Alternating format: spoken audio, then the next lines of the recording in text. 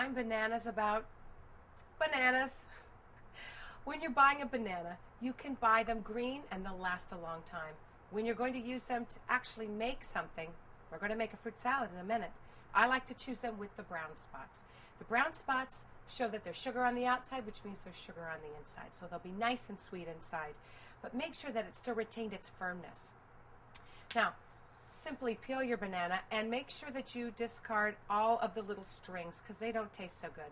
And you want to get rid of any brown spots. This one is perfect and gorgeous and very firm. I'm going to take a nice sharp chef's knife and I am just going to make nice round circles. When you're making a fruit salad like I'm going to be, you want to make sure that this is the last thing that you do because bananas do not stay beautifully white for long. They turn brown almost immediately. So make sure this is your last step. Another way to maybe give a little more life to them is to sprinkle some lemon juice and water on them and have them soak for just a few minutes. I'm bananas about them, aren't you?